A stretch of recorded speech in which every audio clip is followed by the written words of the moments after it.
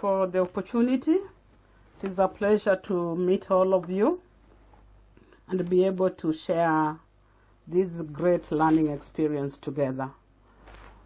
Our paper, Daniel and I, is entitled Rural Communities' Involvement in Accelerating Sustainable Development. And our thinking is that Kenya, majority of our population live in the rural areas. And as the statistics show, we are about 76 million people, and 73.4 of those people live in the rural areas. And about 80% of them depend on subsistence farming. And as we might be knowing, subsistence farming is dependent on many factors, some of them being availability of land, predictability of rain patterns, availability of farm inputs, and many other things that are very critical for a rural person to successfully have produce after planting his crop. However, not every person who calls himself a subsistence farmer in Kenya is a farmer. The 80% might be a bit deceptive because some of them are laborers who work in other people's farms. But when they identify themselves as farmers. Some of the rural people, besides subsistence farming, they engage in small-scale fishing. Some have got fishing farms where they have their own ponds. Some fish along the lakeside, others along the sea, ocean, and a few others engage in mining, and some engage in very small-scale businesses.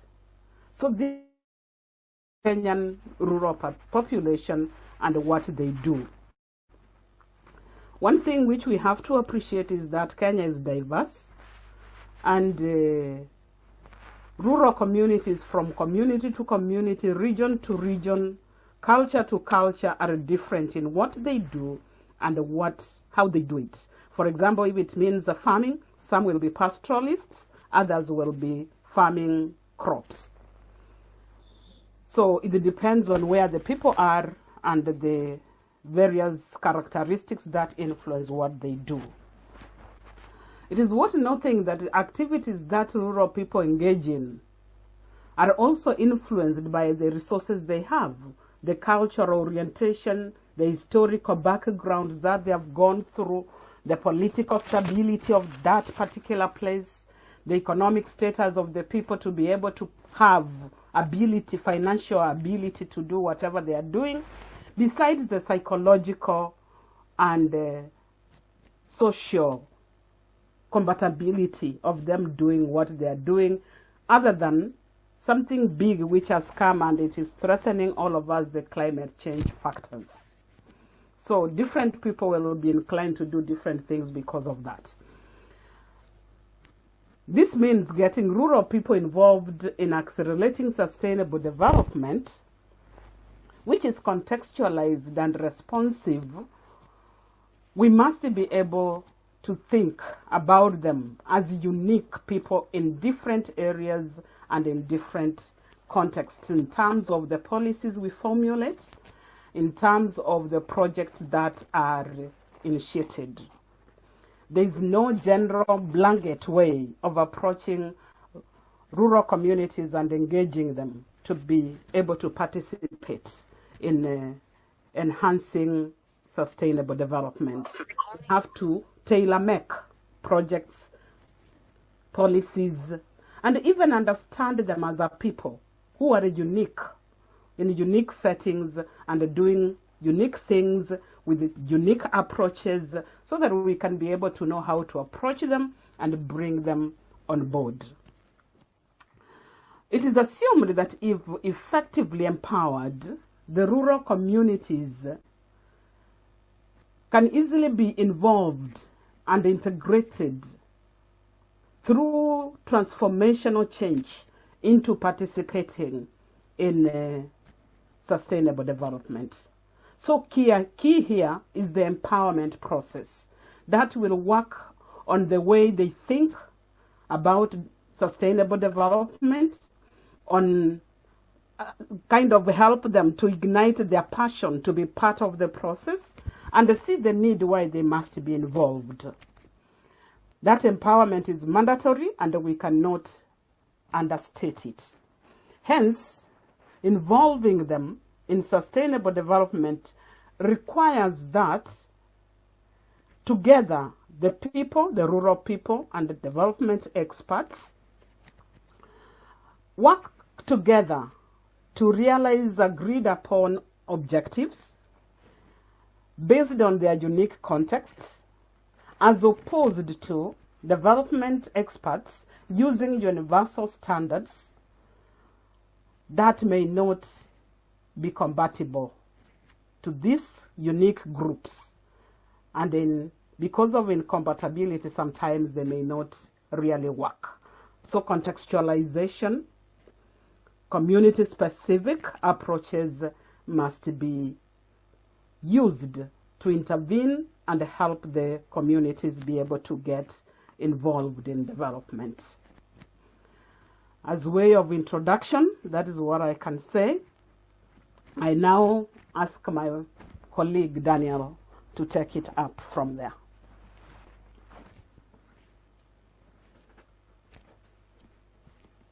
Thank you, Mary, for the introduction, and appreciate the listeners, all the participants and delegates in this. Just as my colleague has said, the assumption here is communities in their respective contexts have a role to play in what is popularly referred to as sustainable development. And it's important to know that, or to affirm that even as we talk, even though we can talk of community empowerment and the communities need empowerment, but even to date, they are still involved and they are major contributors to the development, the life of the countries they belong to, Kenya being one of them. They are involved in activities that support the economies of the countries they belong to, and we can still say. Just a minute. Okay. Yeah, Elena, do we need any translation to Ukrainian or Russian? No, I think in this session we no need translation. Okay, thank you. Okay, proceed, Daniel. That's okay. So one of the things they are involved in is, I would say generally, preservation of the very culture that they belong to, because a people's identity is very important. And we cannot just talk of, their economic life independent of their social life. So we can look at the involvement in three dimensions: the social, where we talk of communities preserving their identity through close interactions and observance of their traditions, customs, and cultural values, the intangible rural heritage, which is important to any group. Then we also can talk of, before we move there, just Mary, back to the... Sorry. I'm sorry. Okay, there. Socialization, that is a transmission of knowledge from one generation to another. We as sociologists and still community developers, we're familiar with the socialization process, which is done by passing of knowledge about a given people from one generation to the other, because it sustains and maintains the identity they have. It's also the sustenance of the traditional knowledge and the skills, which, you know, as the community developers, we know our community's knowledge and the skills about themselves and their operations is very useful when it comes to adoption of any new ideas in the process of community empowerment. And there's also preservation of community culture, you know, especially the, may I call it the hardware of any community, that is the material culture and the institutions that they form. And it is also good reverence for community transformation. And then there's the religion, which is also very important, because any people, any group of people, they use religion, and especially African communities. Professor Mbiti says they are notoriously religious, and everything is interpreted using religion. So it's also good, and they are involved in that, and it's also important when it comes to the other activities that they get involved in. Next slide, please. So the other dimension is economic, and just as my colleague said, most communities in developing countries, especially majority of them, live in rural areas, and they are engaged in a number of activities. For example, they are known to be involved or to provide most agricultural and foods needs of the nation, and especially urban areas. A lot of the foodstuffs that is used in the country, in our country, and more so rural communities, generally feed the urbanites, or those in the urban areas. They also interact closely with the natural habitats of all flora and fauna in the country, and we know what that means. You know, our vegetation and animals, they mean so much to our economies, or our economy, referring to our very own country. They also have a close interaction with most natural resources a country has or needs. For example, water, land, and energy resources. They are all found in where these communities live, and they have a close interaction with them, although we can also turn around and accuse them for the degradation of the environment. But again, they also tap them or extract them for the benefit of the country. Environmentally, they manage most of the forests, or they interact again, as I said, with the forest resources, and get involved with the preservation of the same. Especially, we talk of community groups that are involved in preservation, and also a lot of afforestation that communities do. Not to mention soil conservation through community groups and the planting of trees. Thank you.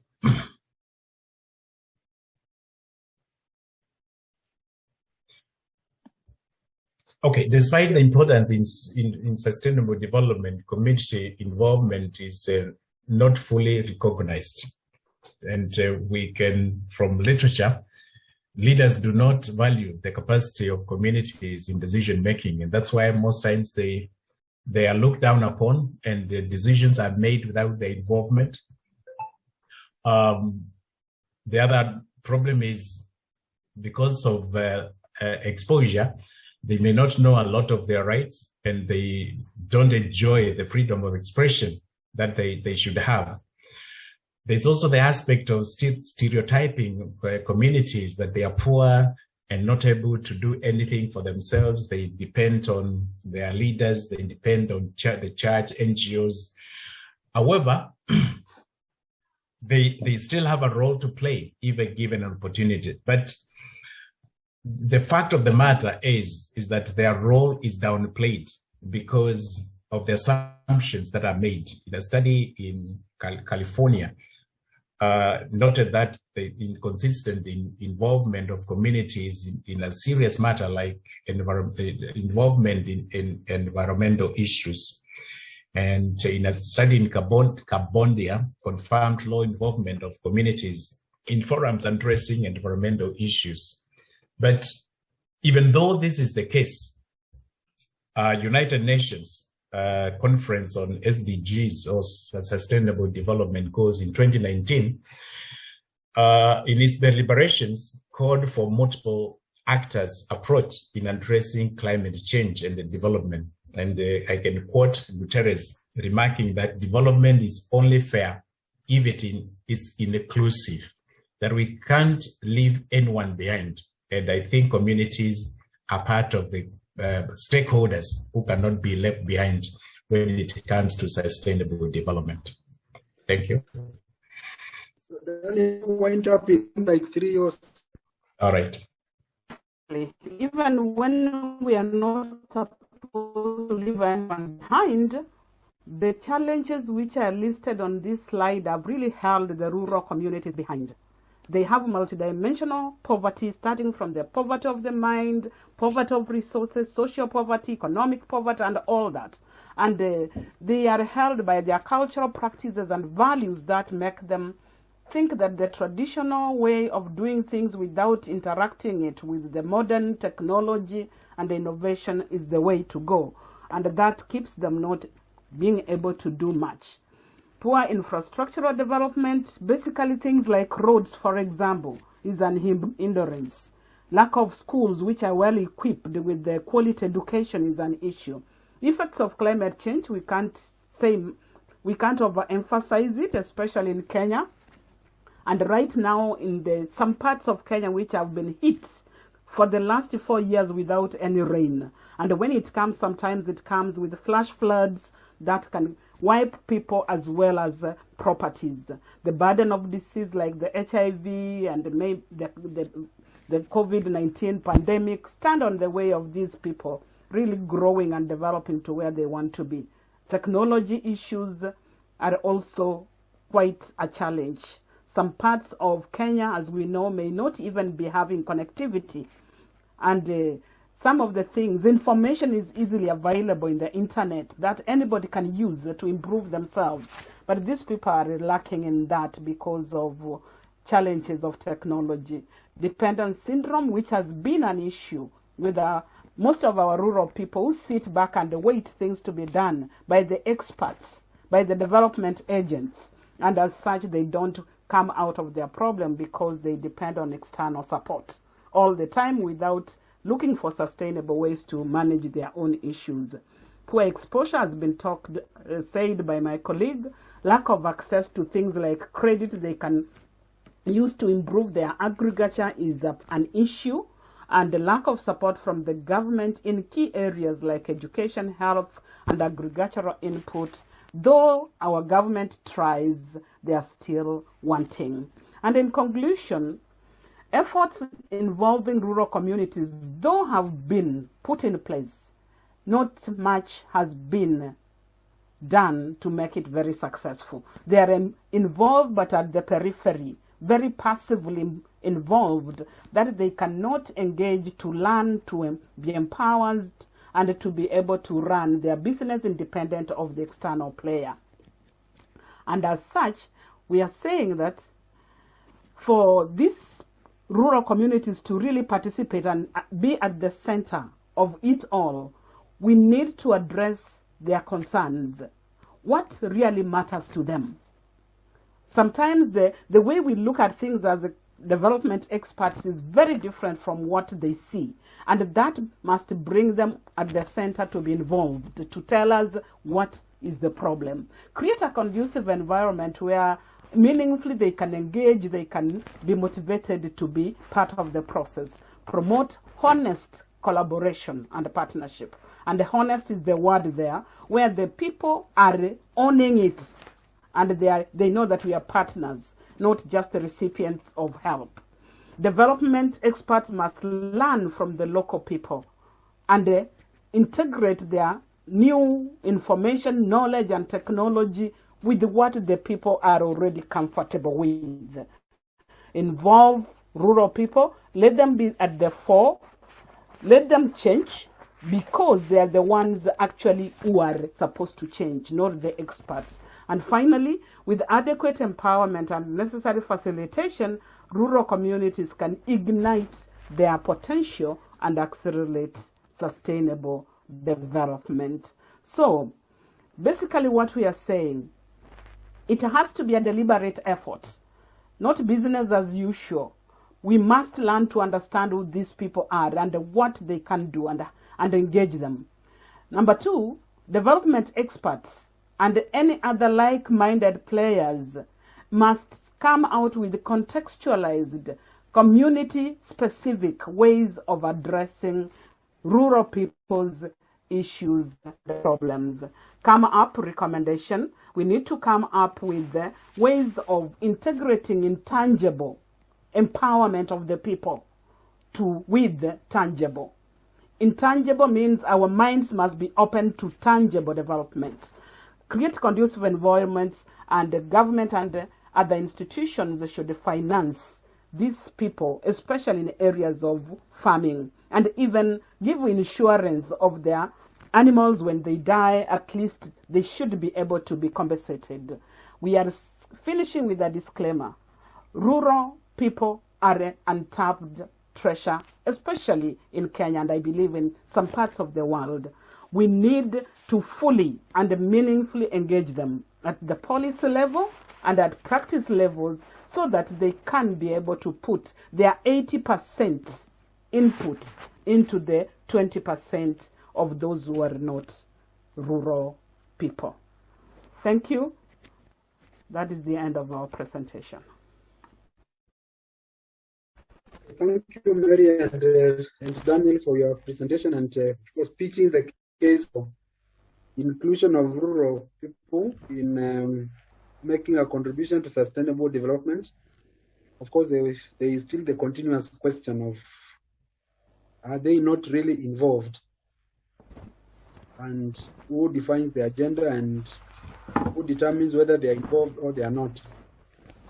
And what is their voice in all this?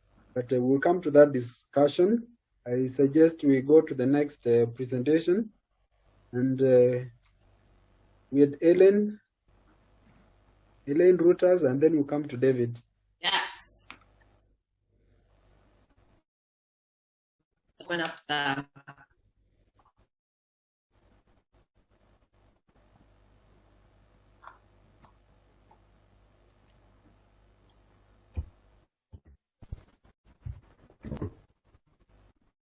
Yeah.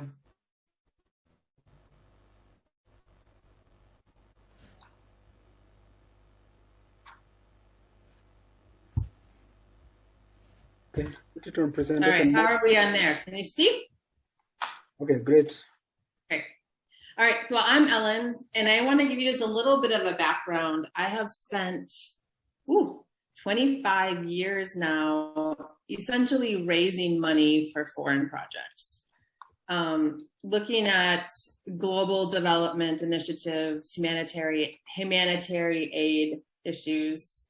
So that's kind of the world that I come from, and trying to bridge the gap between, I live in the United States, and U.S. donors with, like you were just saying, Mary, U.S. donors with good intentions, wanting to participate, but how do we do that well?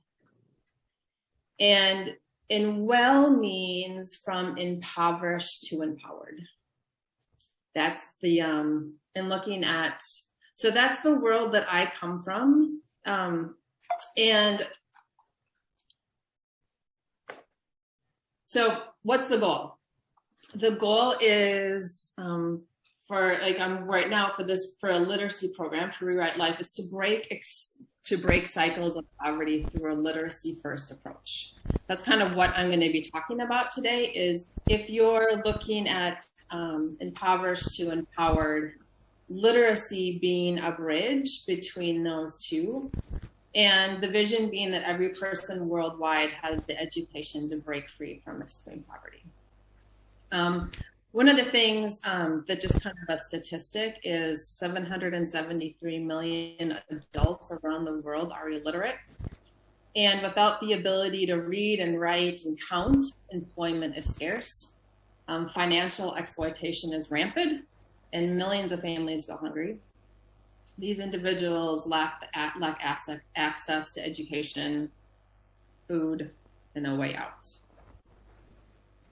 In my time in development, I have seen a trend, especially here in the United States, that we pay attention to lagging indicators, not the leading indicators. What are some of the root causes? But we want to fix the indicator, right? The lagging indicator. People are hungry, let's send them food, right? There's a natural disaster, let's respond. That's very much how a lot of development work here is working, but to shift that dynamic and say, where can we look at some leading indicators and work on leading indicators? Like in the end, So education is I think there's a can you kindly mute yourself? Thank you. So education is often referred to as the great equalizer. So it can open doors to jobs and other resources and skills that a family needs to not just survive, but to thrive. UNESCO estimates that 171 million people could be lifted out of extreme poverty if they left schools with basic reading skills. So I want to talk about a process of what does it look like to move from impoverished to empowered, and how Rewrite Life has worked in a global to support local initiatives. And what that looks like for literacy is, how do we use literacy as that bridge and educate communities in their native language, taking into the social environment in which people live, and basic reading and writing and math skills. And the process is to partner with local communities. We do not think, and I do not think, that kind of a parachute in model works, right? But who are in communities that are already working, that understand the culture, that understand the people, that understand, and give them the tools to do as a tool for education that allows people to be empowered. So what does that look like? If you're creating that bridge, right? If you have basic numeracy skills, you can go to the market. We hear stories of being able to help, with directions, because you can read where you need to go, because you can understand how to give change. There was a great story in India of a woman who said, what's been the biggest difference with being literate? And she said, I never knew why I didn't make money at my business. But the reason is because I never knew how to give the proper change. And I always relied on somebody else to give the proper change. And so she was being taken advantage of. But the second that she could do her own basic math, her business started to flourish. In the literacy groups that are working in 4 different countries right now, and we're expanding to 6, is 85% completion rate. It's a year-long course, and it's an intensive year-long course.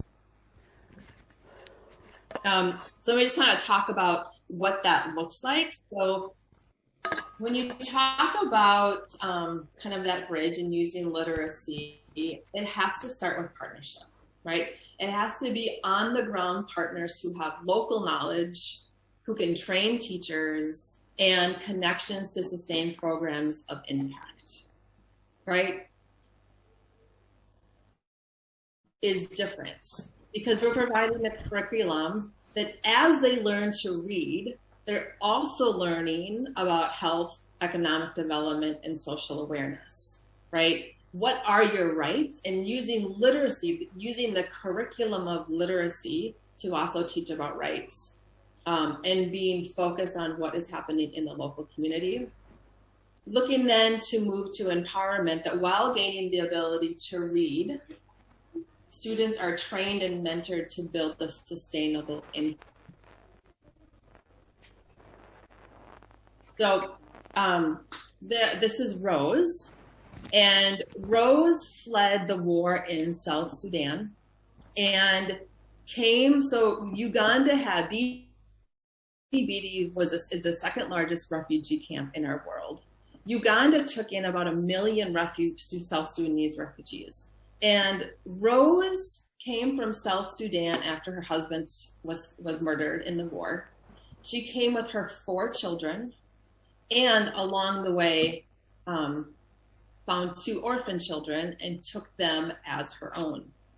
When she arrived at the refugee camp, she lacked an education, which means Rose was dependent on everybody else. Rose came to a literacy class, learned how to read, learned how to write, met other people where they could kind of join their skills together. And then through literacy and understanding, we're able to start a small business and work in selling textiles. So that is an example of how, Rose is a really good example of what does it look like from, having skills and having choice over what you do. So if you think about, rations are an issue in the refugee camps.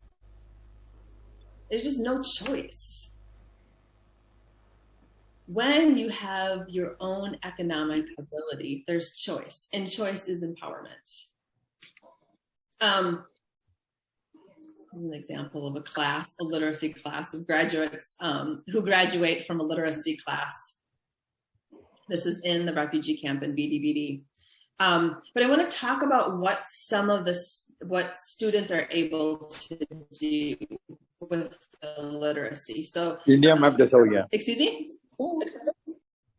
So this is in BDBD, and students who went through who are becoming literate also are learning how to start savings groups, because now once you can count, you can say, okay, now we're going to start saving.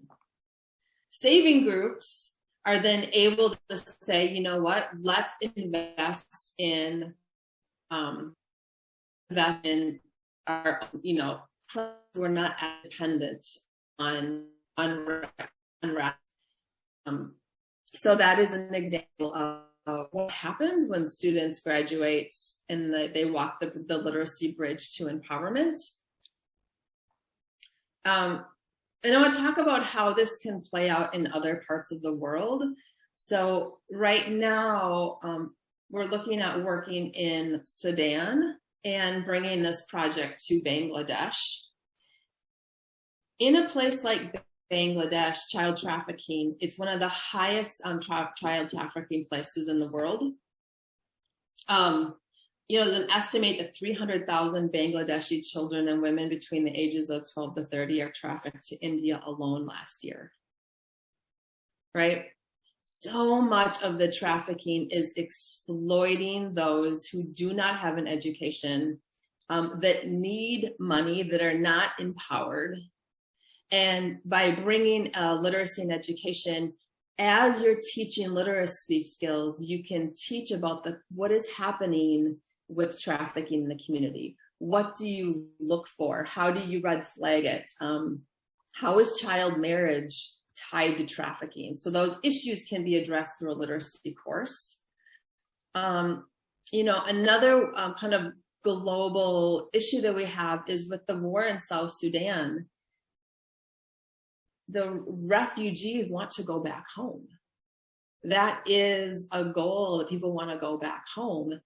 And what skills can we make use of right now to empower and educate and invest in individuals' ability to go back when they want to go back to Sudan, to their homelands, which they do, to be able to start businesses, to be able to have the ability to do savings groups, to have, to be able to communicate and travel and understand, in their area and understand education. So that's just in summary of all of. Let's leave that back. In summary, if we're looking at changing the dynamic of development efforts kind of from like the United States in places that are struggling with impoverished communities, how do we do that well? That we can look at leading indicators. And one of the leading indicators is being illiterate. Partnering with local on-the-ground solutions and individuals who are passionate about their community, giving them the education to provide a curriculum that addresses literacy and teaches people to be literate. So individuals can make the decision of, starting a savings group, starting a business, better farming practices.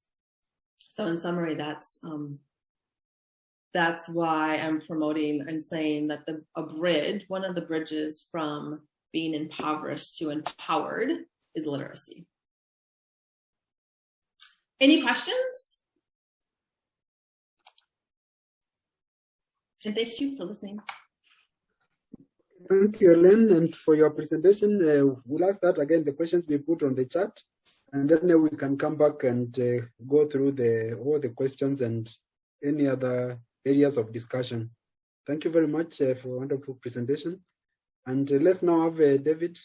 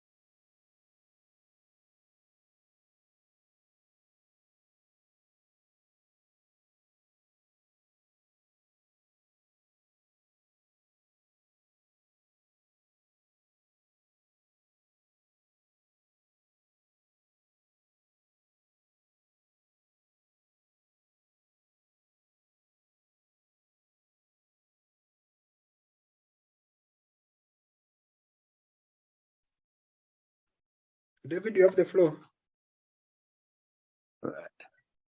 I hope it's not going to be black and white like.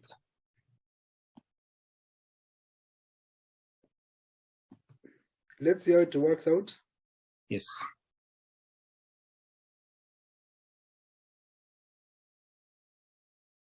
Right. Yep.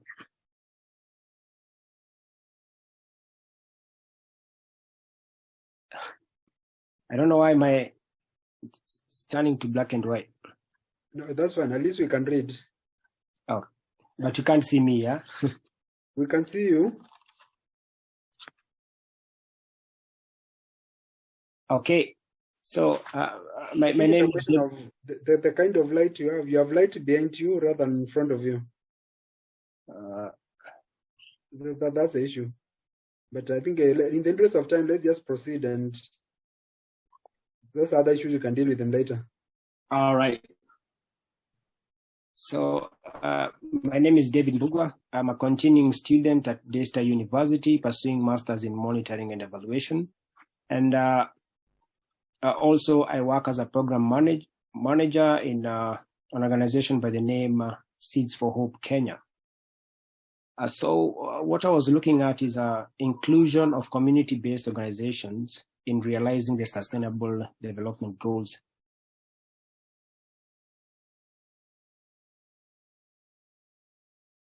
And just as we start with the basics, is what is a CBO? CBO, to us who do not know, the meaning is it's a community-based organizations, and the CBO is an acronym that are local self-help groups that work to generate improvements within a community at the local level. So, and staffed, and their actions are specific to the location they operate in.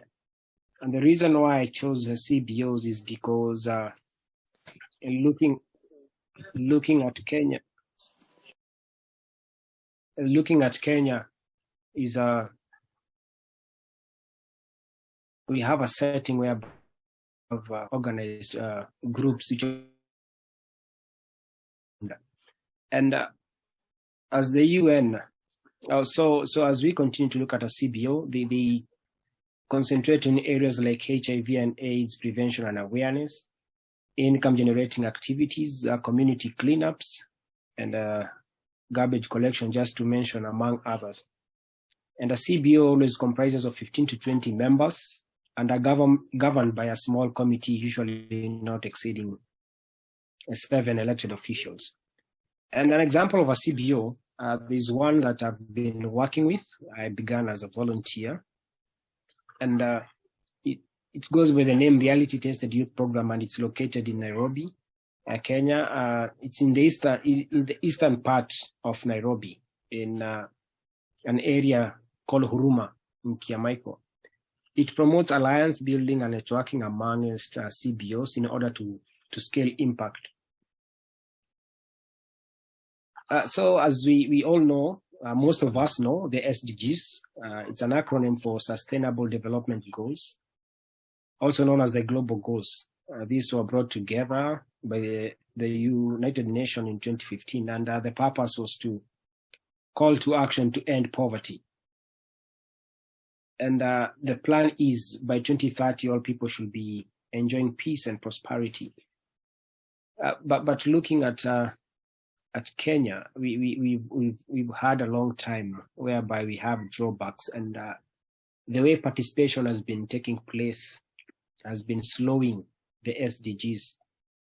Mainly, there's not that involvement, especially to the local communities. So the SDGs are 17, and as we continue, we just to mention, not having to mention all of them, the first one having no poverty, zero hunger, the climate action, life below water, life on land, and partnerships for the goals. So the reason why I was focusing on the CBOs is because of the strength, like the hidden features that are hidden by CBOs. We know, like, among the best features of a CBO is that it is a wealth of information regarding the issues it is focused on within the community. And something good about the CBOs is that they address what is wrong in the community, what should be done to remedy the situation. So here we are talking about a group of 15 to 20 people who have come together and have been brought together because of the felt need. And they are able to mobilize local resources and promote unity and solidarity at the grassroots levels. So we are talking about an entity or a group of people that are really empowered, and they have come together to be of the same mind and define themselves, and to create a trajectory that they're going to follow to meet their needs that they're going through. And among the roles that the CBOs play in the community is that they are able to identify, mobilize local resources, especially the human capital, which to some extent is always the greatest of all. And activities taken by CBOs, as you had mentioned earlier, the community cleanups, the environmental conservation, like tree planting and river cleaning, among others. So it shows that these group of people that have come together, they have defined what they need. They analyze and they're able to meet. And among the importance of the CBOs, of the community-based organizations, and they are instruments for addressing the felt needs. And I know in development, when we talk about the felt needs, this is what really touches and is of the main concern of the community members who have organized themselves to solve their own problems. And the CBOs are concerned with development problems and development prospects in the various areas. And they respond to the community felt needs rather than market demand or pressure.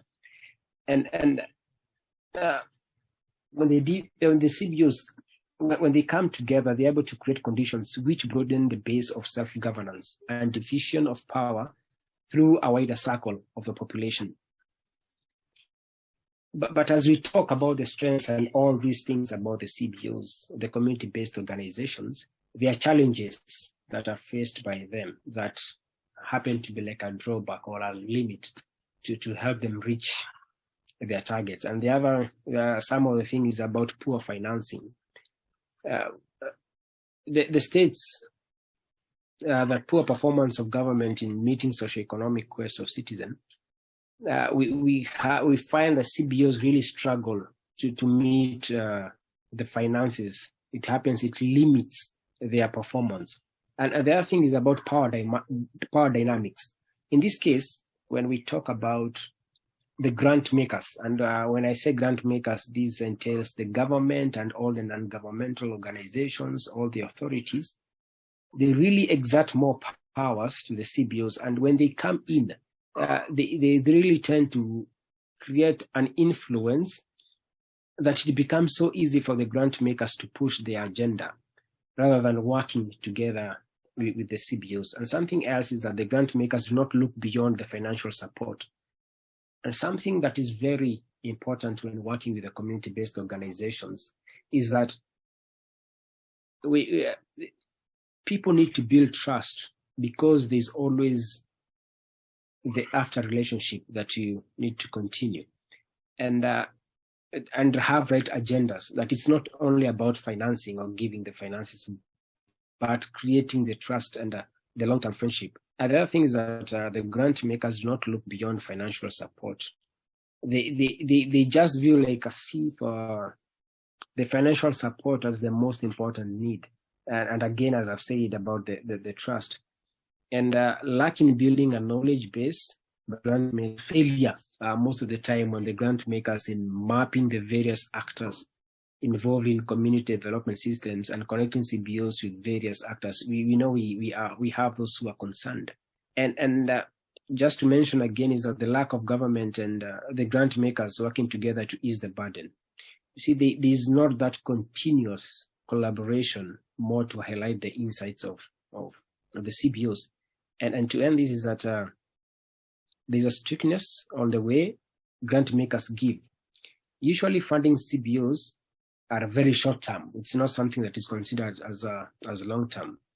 And also not covering the administration costs. And that's why we find some energetic individuals who have always come together strong, but because of this, they are not able to carry out their work, especially at the grassroots levels. And in this case, after mentioning all this, is about when we talk about involving CBOs in achieving the SDGs. When we look at all the 17 Sustainable Development Goals, whether it talks about health, about zero poverty, no hunger, and all these like quality education, gender equality, we are going to realize and notice that all of these they don't differ with what the community-based organizations or the community-based groups, what they do. It shows that when they are involved, it's very ideal. And the authorities in powers, I think it's a time when we get to look at what is the power in the people rather than what is wrong with the people. That we approach the groups knowing that these are people, they might be deficient in a type of poverty that is material wealth, but in the in the wealth of the minds and of the ideas, these are people who have a greatness and much knowledge, because they have grown, they have been bred, they understand, they feel, they have the touch of what they are going through. So this one will allow the systems to see the untapped power bestowed by communities who have come together by forming CBOs that are going to improve conditions. And some of the effective strategies to engage CBOs, the community-based organizations, in realizing their sustainable development goals is the shifting the power dynamic. And we know, like, funders tend to have significantly more power in these relationships, which often doesn't allow to active collaboration. So if there's going to be this, that the power is seen coming from down and up, like even the grant makers, when they come in with the listening ear and to understand what really the CBOs do and their target, so that they can be able to reach the people. And another strategy is to look beyond financial support. And if funders and CBOs have strong relationship built on trust, then they can have an ongoing conversations that allow CBOs to better understand needs and help identify and provide non-monetary support. And the other thing, a nice strategy, is to build a knowledge base. Like, systems change requires big thinking and identifying all the relevant actors within a system. And the grant makers, that is the NGOs and the government authorities, they can both help map those systems and connect the CBOs with other actors within the system. And the other thing is, it's common, yet the sad part is that we don't practice it much, is that when we work together to ease the burden, the grant makers should collaborate more often to share insights and information about CBOs, and consider establishing joint assessment and due diligence process to limit the burden on CBOs.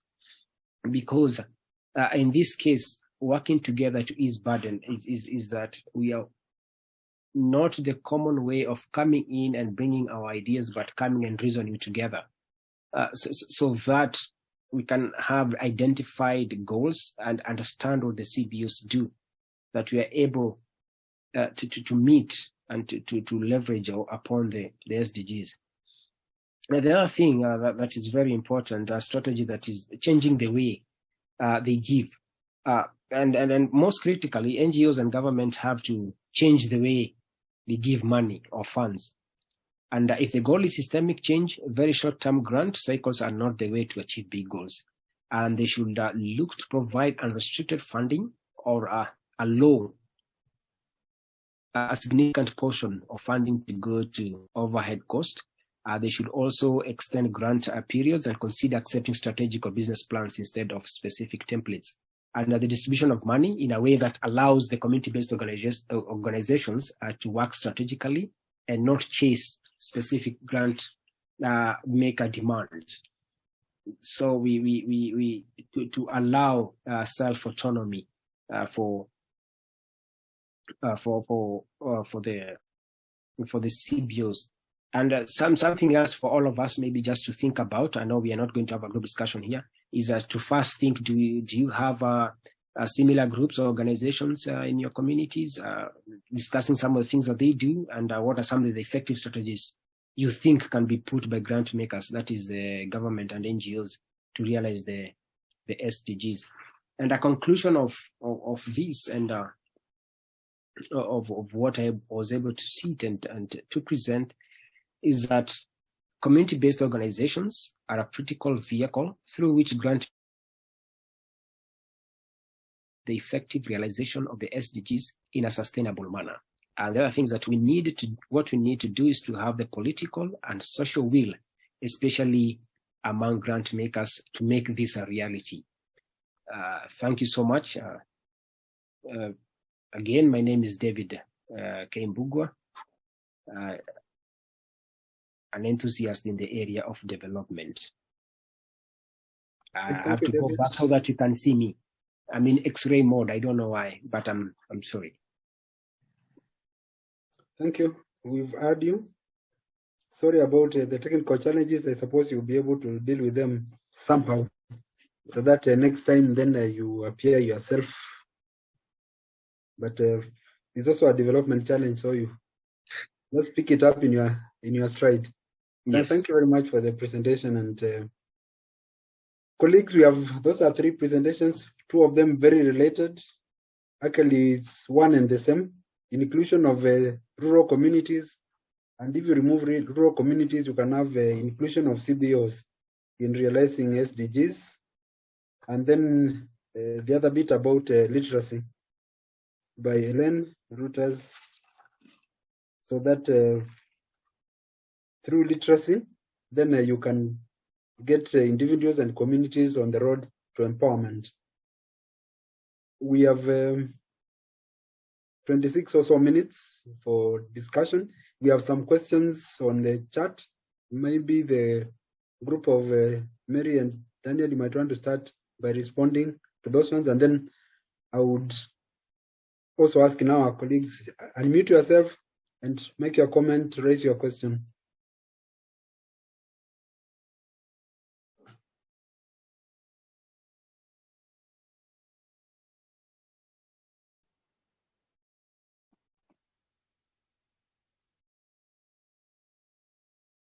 Okay. The first question I can see in the chat says, how do we frame the challenge of involvement? Whose problem is it? Development agencies or communities? Where is the community voice and agency? Well, whose problem is it? It could be both, but more so in our search for this information, we realize the problem could be much more on the side of development experts or practitioners. The people in the community have got latent goodwill and the capacities that needs to be ignited so that they can develop confidence in themselves, they can develop self-esteem, and they get to the understanding that they can do things and they can change the world around them. And this is essentially what the development experts are supposed to do. So if the presence of development experts have been in a community, for example, that rural community X, for a number of years, and these people have not been transformed to be able to understand that they can make their lives better, they can change things and address problems around them, then it means that they have not been involved in the process of development, which is kind of being facilitated by the development experts. On the other hand, you can look at it in the other way, that the community members themselves might be resisting and they don't want to be engaged for one reason or the other. Maybe the approach we used to go to them, maybe the approaches are not compatible with their cultures, whatever the reason, they may be resisting. And for this reason, my thinking is we need to engage with them, get to know where they are at. And from there, we can build a common consensus and understanding to a point that they can be willing to be engaged, be involved, and they take the lead, because it is their community we are talking about. And as the saying goes, the wearer of the shoe is the one who knows where it pinches most. I don't know which other question which was there for us. There's a question from Wilson immediately after that, where you are on leaders. Okay, on leaders. Well, The question is, you spoke of leaders looking down upon rural communities. Are there any problems like community leadership development for rural or low-income folks to help empower them to actively engage with the leaders? Leaders may not necessarily be having an issue which is deliberate. But often there is this stereotyping that the rural community do not understand much, do not have capacity. It is more of a stereotype. And to many, that stereotype is like gospel truth. Before we try somebody, we need not condemn them. So, the general way of understanding that we can sit in a red carpeted office, make policies, and just push them through the throats of the local people is actually demeaning the local person. Because I'm the consumer of this policy, hopefully I'm going to be part of the implementation process, and it is only kind and courteous and actually professional to involve them right from the word go, so that they can be part of the decision making, part of the identification of the problem, the planning and the implementation. The fact that we do our planning from the high level and just cascade the things down to the local rural level is in itself a problem. And that is where we are saying the leaders, quote unquote, should be conscious to know they may have the position of leadership, facilitation, but they should not be the ones who make decisions for everybody. Maybe I could add what my colleague has said.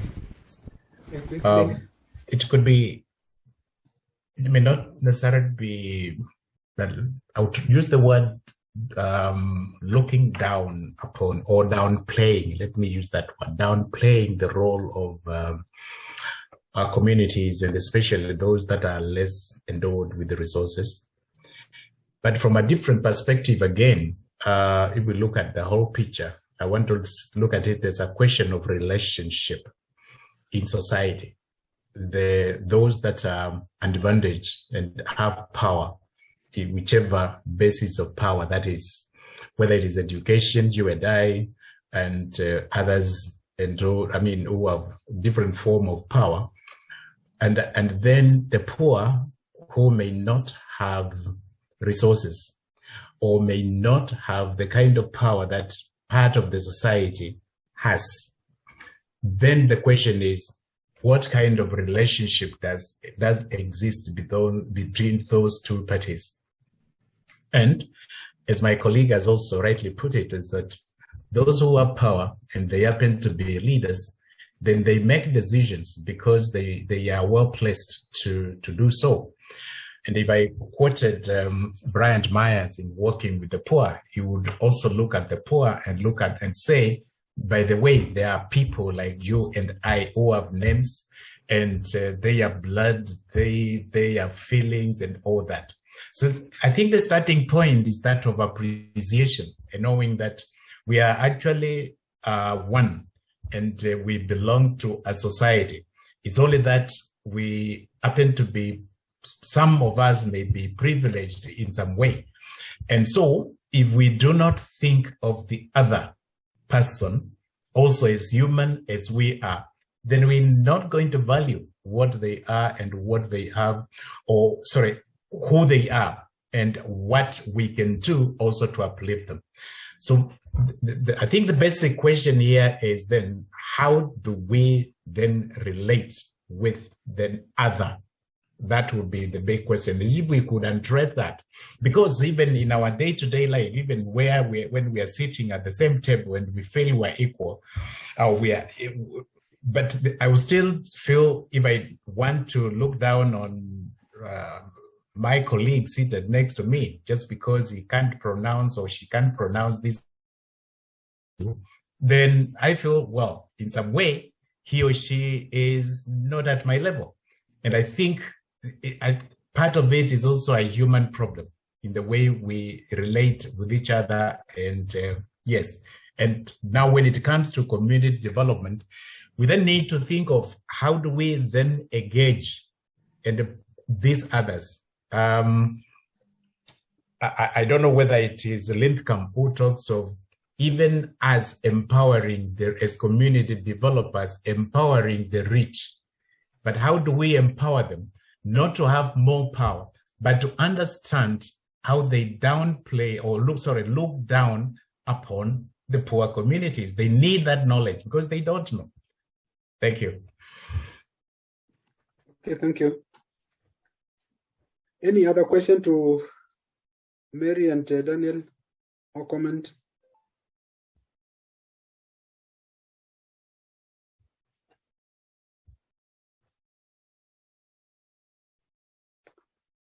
Possibly we can move to questions to Bugwa, who is dealing with the same things that are related. Then we can finish with Elaine on literacy issues. David, you might want to respond to the questions because they will relate also to CBOs and also the members who are there. Okay. What Mary and Daniel are talking about. So with the first question, is it a question of involving the CBOs or it is one of appreciating the contribution they already are making and scaling that up?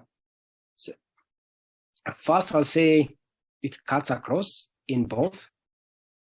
And because one of the major areas I was looking at is how the impact the CBOs can create when they are fully involved, because they're already doing great things at the community level.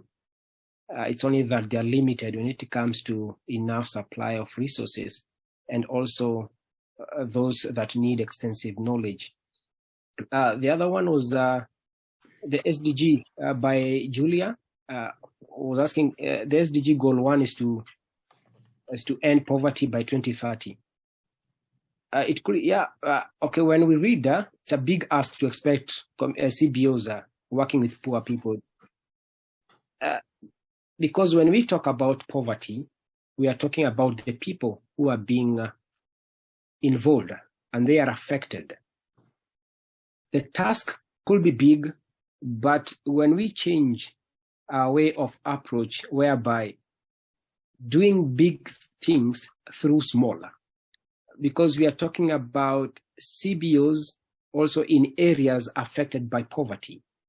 So reaching the CBOs even makes it more easier to reach this. It seems like an anthill, but as we see, the anthill, giving it as an example, how it's a combined effort, empowered. So it could be a big task, but when minds are put together, the CBOs are put together, they are empowered, then this one is going to fasten. It's going to fasten. Actually, it's going to catalyze. It happens like a catalyst. The other thing is, are there any rural-based CBOs? And if yes, what are they doing or have done in addressing issues raised in our first? So we have rural-based CBOs, and the common ones in Kenya, when you talk about it, there's table banking for the women, whereby the women come together, they sit together, and it's always like a group of 15, 20, or even 30 women, and they do like the table banking. So we have them, and it's easy to even to work with them because these are people who have chosen to think how finances can bring change to them. So I think those are the main questions that I was going to address to. Yep. Okay, maybe for you and also for Daniel and Mary, who is involving and what mandate do they have to involve? The communities are already doing their stuff that is important to them based on their sovereignty, both based on their sense of agency. Who is involving who? They're already involved.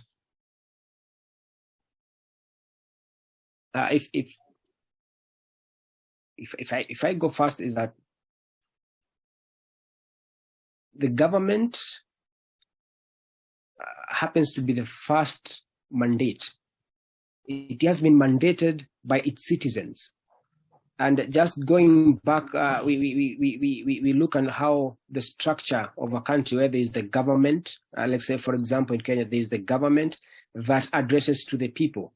And that's why there are several dockets in the ministries, where nowadays we call them the cabinet secretaries. There's the Ministry of Environment, there's the Ministry of Health. So it's like the dockets are meant to reach to the people. Since the community has already mobilized themselves, so this is where the authorities that happen to govern the major resources of the country, in this case, calling them the government, the other ones, since they hold this position and they have been mandated by its citizens, so they happen to be the ones involving the CBOs, the already formed group. Yep. Maybe Mary and maybe in addition to that, looking at it from another angle, most of the rural communities, majority of them actually live below the poverty line. And that makes some of them to give up. They resign to fate, and they don't even know how to engage because life is so unfair to them, if I could so say. And because of that, there's a possibility of them withdrawing from the mainstream of really activities until somebody comes and tells them, "Oh, wait a minute, you can still make it. There's still hope." And this, I believe, are all actors who facilitate the processes of development, may they be public sector or private sector. And those are the ones who can initiate, in most cases, the process of getting involved of the rural communities, who in this case I'm saying they have almost resigned to fate. See somebody who has not eaten for several days, who is almost dying of hunger, and somebody comes in to say, look, there is hope beyond here. On the other hand, we have seen cases like what David is saying, where rural communities are engaging themselves, and they need somebody to tell them, you are on track, you can do it, it is possible to change your realities. And this one is just a community or a group of people who need facilitation so that they can see their potential, appreciate their abilities, and be able to put them in full gear so that they can change their own lives. So it works, it cuts across the board. That is my take.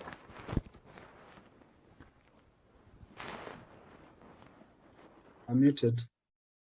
Yeah, thank you, Mary. And any other question to the trio from Daystar?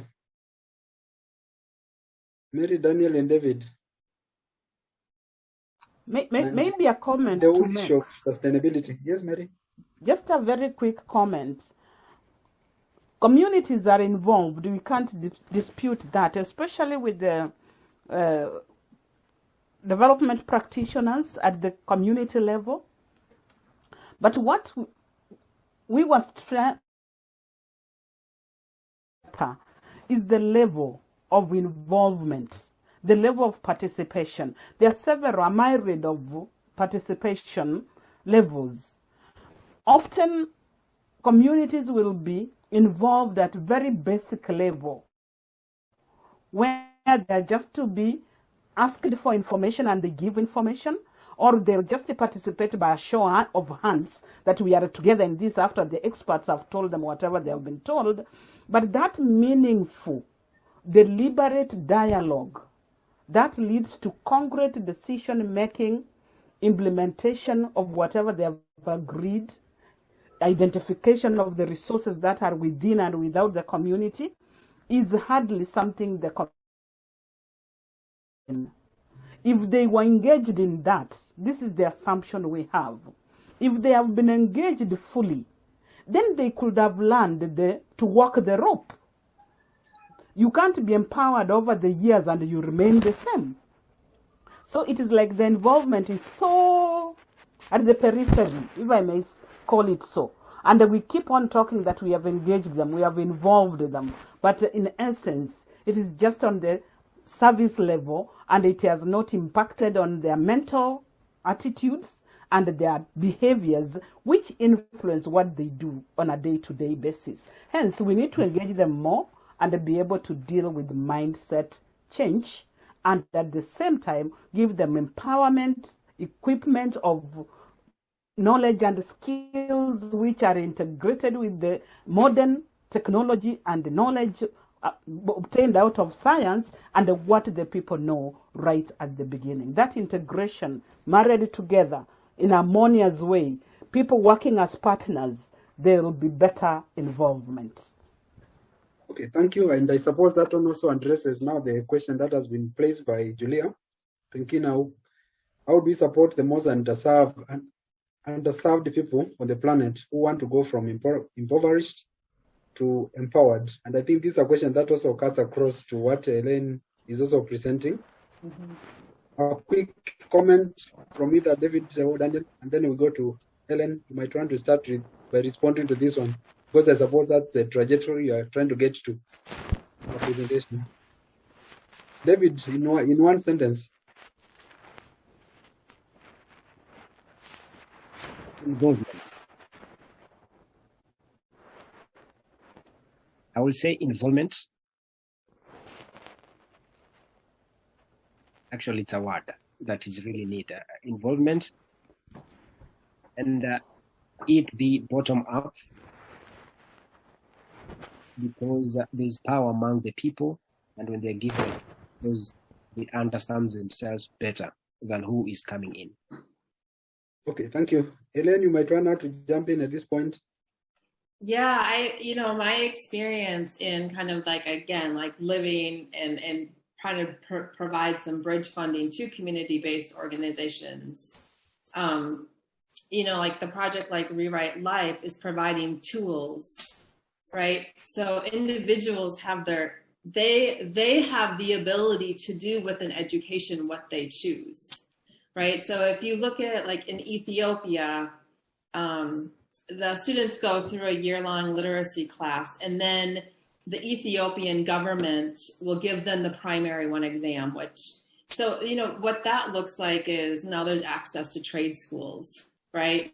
Now there's greater opportunities and knowledge about, farming and savings and, savings versus spending. So I think it really is the tools, but also, really adjusting the approach through the community-based organizations that understand the needs of the community, because they're not universal, right? So, we can say in education, being literate is a tool to empowerment, but it looks different in India than it is going to in Kenya, right? It cannot be the same curriculum. It needs to be through the lens of the community and what the community chooses to get out of it, right? So Ethiopia, there's a movement of we want to go to trade school, right? In the refugee camp, it is how do we start our businesses so when we go back to Sudan, we can take knowledge with us and build our communities back. And in Kenya, the projects have had to change from a year-long course to a 1.5-year-long course because of harvesting season, right? And so there's no standard way, but I'm coming at it from and Rewrite Life's perspective of providing the tools for individuals to have some agency over their own lives. And again, if you look at funders, right? You look at funders and grant makers, again, they're looking at the lagging indicators, right? And they want to solve, what's the lagging indicator? And really, I think where we need to be moving and diversifying funding is to those leading indicators. And so you look at inclusion as one of them. A leading indicator of extreme poverty is lack of education and the marginalization of women, right? Okay, thank you very much. There is a question from Mary for you. What level of education is enough? So the research is equivalent to like a 4th or 5th grade education, kind of in the US standard. And that is, it's different in every country, but it's equivalent to a primary 1. So you get your primary 1 certificate from the government, which means that you are literate in, you can read, write, and you have an understanding of numeracy. Okay, thank you. We have 2 minutes to wind up. Any quick questions or comments? Maybe just to add on what has been said, I think an important view that we may think of when it comes to community involvement is taking the communities through what I would call as discovery or a process of self-discovery. One, to get to know why they are in the state they are today and what contributes to the same. And I think, in my view, when you talk of empowerment and all that, what we are calling involvement, in my view, that is the starting point. Because when a people do not know, or let's say a group of people, particularly who are challenged in one way or the other, they do not understand why they are the way they are, it is hard even to engage them. So that aspect of bringing them to a point where they appreciate who they are and get to know why they are the way they are. I borrow a lot from the Bible, and I'm informed by the story of the prodigal son. The Bible says he did not think of home until he came to his senses or to himself. So that realization, and I think Paul Freire would call it conscientization, self-awareness. Thank you. Okay, thank you very much. And for that conscientization to happen, then of course you need also the spark, which can come from within self-discovery, or it can be ignited by a duty bearer.